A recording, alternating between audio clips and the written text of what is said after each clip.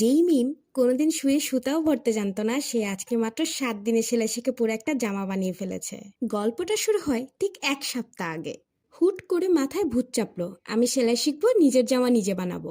ভাগ্য ভালো যে আমার মা সেলাই জানতো, তাই আর মিশনটা শুরু করার জন্য বাহিরে যেতে হয়নি। প্রথম দিনের পুরোটা সময় কেটেছে শুধু ববিন কেসে সুতা ভরা আর শুয়ে ছিটে সুতা খোঁজা যুদ্ধ করতে করতে।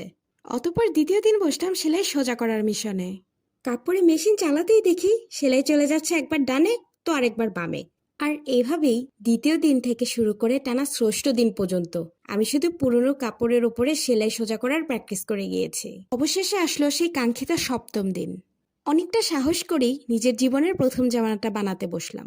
আচ্ছা, আপনারা কি খেয়াল করেছেন, আমি কিন্তু এখানে আমার জামার কাপড়ের সাথে ম্যাচিং সুতো ব্যবহার করিনি, একদম উল্টো একটা কালার নিয়েছি। এর পেছনে ঠিক দুটো কারণ ছিল। প্রথমত, যেহেতু আমি একদমই নতুন, আর ম্যাচিং কালারের সুতো নিলে আমার নিজের ভুলগুলো আমার চোখে একদমই ধরা পড়তো না।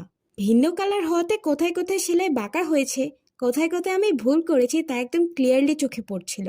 আর দ্বিতীয় কারণটা তো খুবই সিম্পল। যেহেতু জামাটা আমি শুধু ঘরেই পরবো, তাই শুধু শুধু সুতো কিনতে বাইরে যাওয়ার বিলাসিতা কে করে বলুন তো। এই যে দেখুন, এইটা আমার জীবনে বানানো প্রথম জামার ফাইনাল লুক। আমি জানি একজন প্রফেশনাল দেখলে হয়তো এর মধ্যে অনেক খুঁত বের করতে পারবে, কিন্তু যেই হাত কোনোদিন সুসুতোই ধরেনি, সেই হাত দিয়ে পুরো একটা জামা বানিয়ে ফেলার আনন্দটাই ছিল অন্যরকম। আর আমার পুরো সেলাই প্রশিক্ষণের জার্নিতে আমার মেন্টর হিসেবে ছিল আমার মা আর ইউটিউব। আর চর্চা করতে করতে আমিও কিন্তু একদিন প্রোদের মতো সেলাই করবো ইনশাল্লাহ।